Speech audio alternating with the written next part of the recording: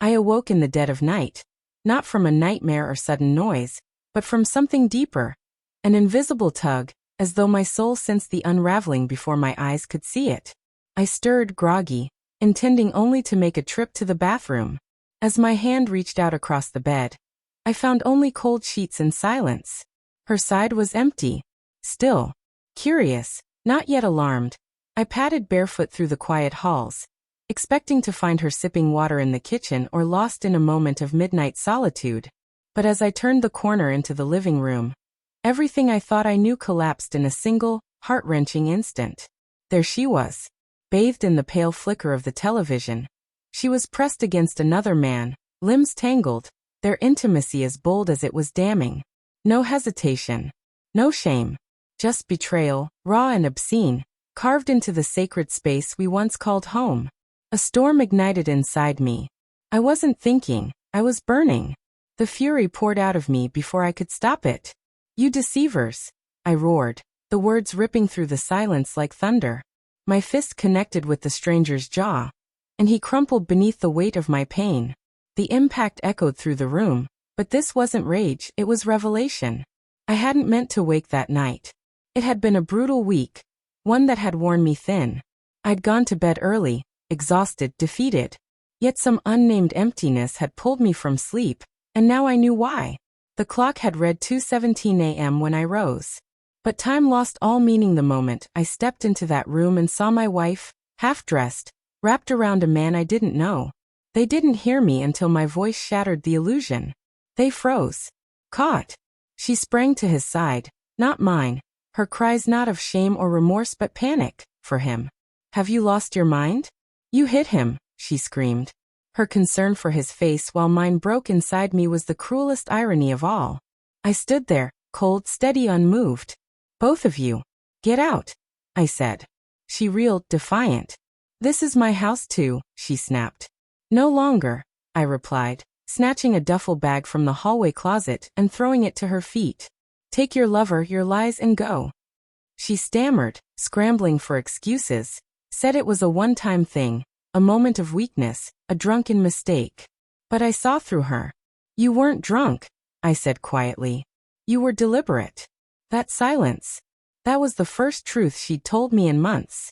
The stranger, clutching his broken pride and bruised jaw, stumbled out without another word. She kept shouting, reaching for explanations, but I didn't hear them. I was already locking the door behind her, already dousing the lights. She lingered outside, a shadow in the darkness. But I had begun the purge, of her, of this moment, of the lie she'd turned our life into. I opened the windows, letting the cold night air rush in, pushing out the stench of betrayal. Messages flooded in minutes later. 12 in the first hour. Pleading. "It's not what you think. We need to talk. Don't throw this away." That word, *us*, was laughable. Us had died the moment she brought another man into our home. I didn't reply. Instead, I got to work. I took the day off, not to rest, but to investigate. I combed through her phone records, appointment logs, email threads. The rabbit hole ran deeper than I feared. Ethan, that was his name. The handyman I had paid to fix the guest bathroom. I hired him. I opened the door. And he stayed, desecrating the very heart of my home. But I didn't break. I built a strategy. The first call was to a lawyer. I scheduled a meeting and compiled everything, screenshots, texts, hotel receipts, the pictures etched into my memory. The second was to a locksmith. By noon, every lock in the house was changed. Her codes erased. Her access gone. The third was to the bank. I split the accounts, froze her cards, rerouted our savings. She'd find out soon enough, at the coffee shop, when her card declined. That night she came back, hammering the front door like a hurricane. "You can't do this. I belong here." I opened the window just a crack. "Not anymore." I tossed out a bag. "That's all you get. The rest goes out tomorrow. Or the trash." Her rage cracked, but she didn't understand. She thought this was a fight. A spat. Something we'd survive. She didn't know that I wasn't her husband anymore. I was the man who had seen her soul, and refused to carry it any further. Her phone was still connected to our shared plan, and she hadn't thought to log out of her synced devices. I saw everything. Her smug messages to her friend. He's so dramatic. He kicked me out like a lunatic. Her gloating to Ethan. He'll cave.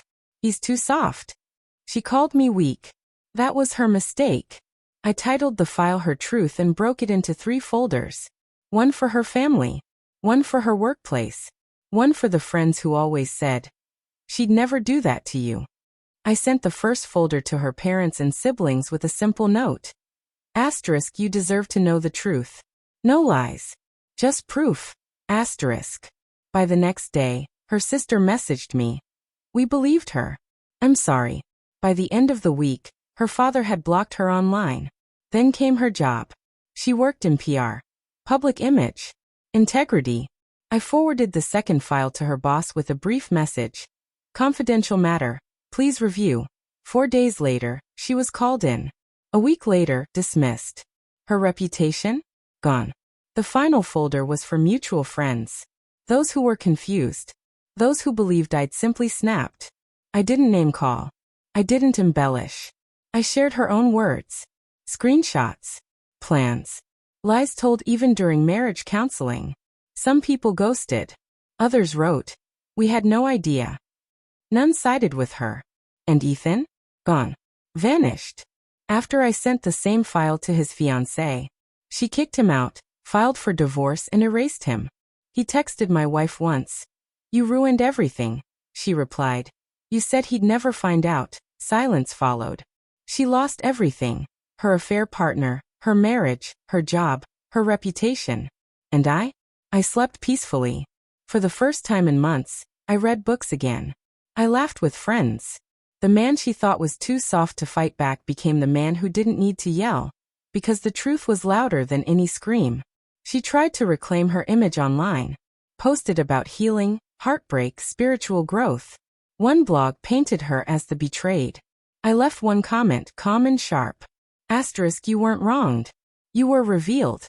Asterisk. She deleted it in minutes. Her final message to me. Asterisk, you've humiliated me. Are you happy? Asterisk. No. I wasn't happy. I was free.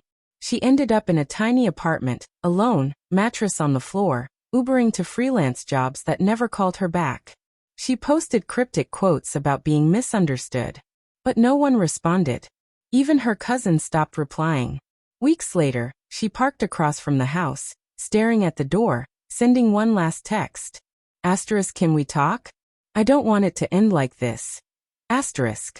But she chose the ending. She wrote the final chapter. I simply turned the page. I didn't destroy her. She did that all by herself. I just stopped protecting her from the consequences. And I lived.